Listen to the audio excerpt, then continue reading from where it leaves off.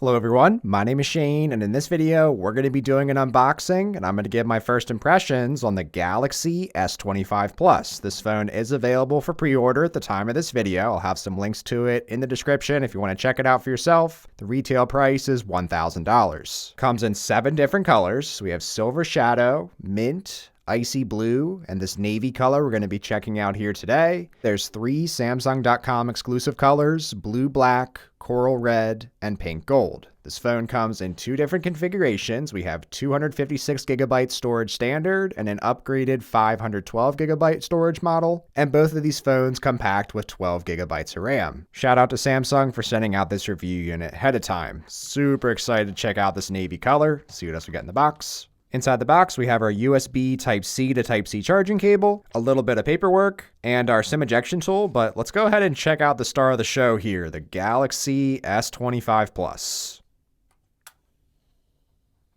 First impressions immediately out of the packaging. My top-down shots here are definitely not doing it justice. When you have this in the right lighting, the navy blue really pops. Have the same color here on the sidings and the backing. Taking a look at this compared to last year's S24 Plus, not going to have any major differences here. We do have the black camera rings on the back. We do have some slight physical refinements. This S25 Plus is now coming in at 7.3 millimeters of thickness instead of 7.6. There's also a slight weight reduction on this S25 Plus, coming in at 189 grams. If I take the S24 Plus from last year, it's 197 grams. So while not major differences, definitely still appreciated on a larger phone like this. And looking at this side by side with the S25 Ultra, you are definitely getting a much more manageable phone here compared to the Ultra. Even though the Ultra did slim down this year, you are definitely getting just a much more nice compact package here. Taking our first look at the 6.7-inch 1440p 120Hz AMOLED display. I have always loved this 6.7-inch screen size on Samsung devices, so definitely no different here on the S25 Plus. I can notice that lighter weight and thinner feel with this one. It's really appreciated on these larger phones. Taking a quick physical tour, on the right we have our volume rockers and power button. On the left we have our 5G antenna. On the top, we have 2 mics. On the bottom, we have that Type-C port with that 45-watt charge. We have 1 other mic, have our bottom firing speaker. We do have improved speakers this year on all the S25 phones. The speaker grills are just ever so slightly larger. Not sure if that has anything to do with it. Inside our SIM tray, we have room for just 1 SIM card, no expandable storage here. So while not drastically different, I am super excited to still check out this S25 Plus, considering the new Snapdragon 8 Elite processor in this for better performance and better battery life. So I'm going to go ahead, put my information in this phone, use it for the day, and I'll come back with my final first impressions on the Galaxy S25 Plus. Alright, so it's been a couple days since I first started using this S25 Plus. I'm definitely ready to share some of my first impressions with you guys. So first, getting into the phone, the Biometrics. We have an ultrasonic fingerprint scanner. Gets you in instantly with just the tap of a thumb every single time. So really liking the ultrasonic fingerprint scanner on this. We also have face recognition at the top. Either way, gets you into your phone super quick. And once you're in, you'll be greeted by the 6.7-inch display. I've been really enjoying this display in my first couple days of usage. After using the S25 Ultra for the past week or so and then switching back to this, I'm honestly not even really noticing much of the screen size difference, even though we have a 6.9 on the larger Ultra. But this 6.7-inch screen on the S25 Plus feels very similar to my Ultra, honestly, without all the bulk and heft of the Ultra. It is near a millimeter thicker in size and this much boxier form factor, a little more rounded here on the S25 Plus. Another quick comparison I wanted to make was to the S24 FE. This is a recent release, both 6.7-inch screens, but this phone is so much thicker than this S25 Plus. So even though it's the same screen size, it's a much heavier, much bigger device. So in doing some of my initial gaming testing side by side to the Ultra, I didn't even necessarily miss some of that extra screen size. And again, the lighter weight on this phone was really noticeable for me and really appreciated when playing games with it in a larger mobile controller. Taking a look at my first battery cycle, over the course of 2 days, I was able to get near 9 hours of screen on time. So this consisted of a few hours of watching YouTube, some always on display drain,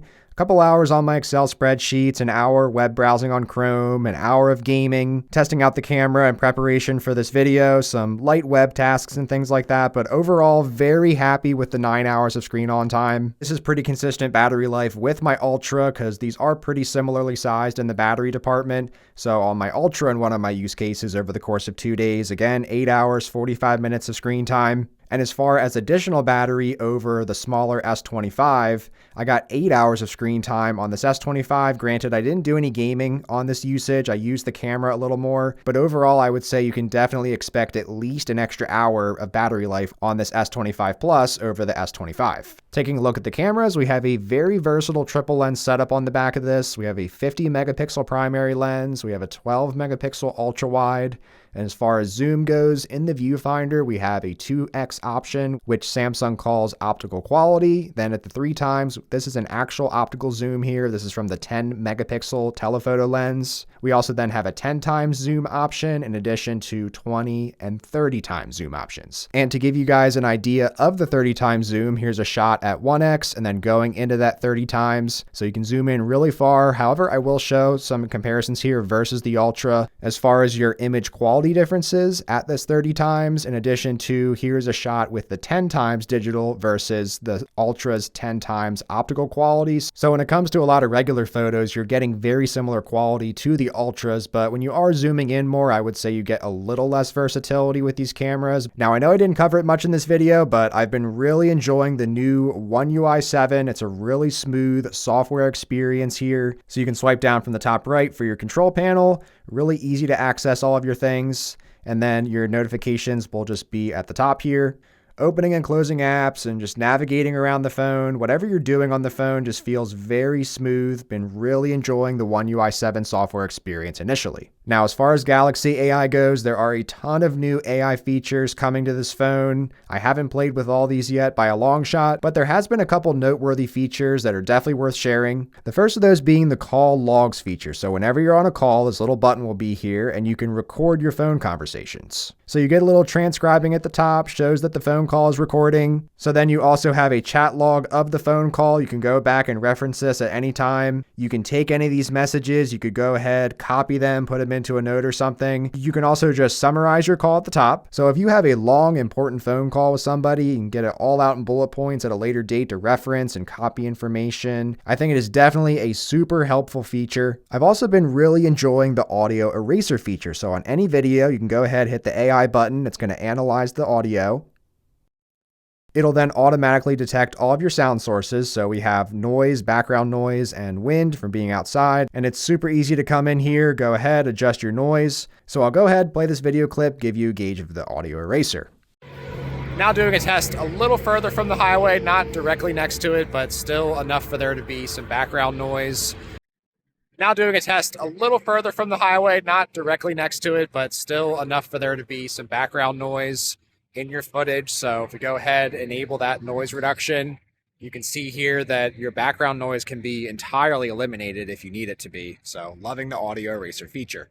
But overall, first impressions of this S25 Plus, really enjoying this phone in my first couple days of usage. I am loving that in exchange for a small trade-off in screen, you are getting a noticeably thinner and lighter device here with the Plus. And even though it is so similar to last year's S24 Plus, I can notice the slimmer profile of this phone and the lighter weight. So this is definitely a worthy consideration in my eyes, considering you are getting this for $300 cheaper than the Ultra variant, and you have a ton of similarities between these phones. You're getting very good battery life on this phone still. You still have, of course, the great processor, great speakers, 45-watt charging. It is still far from a cheap smartphone by any means, but for the $1,000 price tag and by the time you factor in a trade-in, you are getting what feels like initially a very premium smartphone experience. But I'll be curious to hear your thoughts on the S25 Plus in the comments below. Be sure to give a like on your way out and check out some of my other videos on the S25 from this week if you're interested. Take care.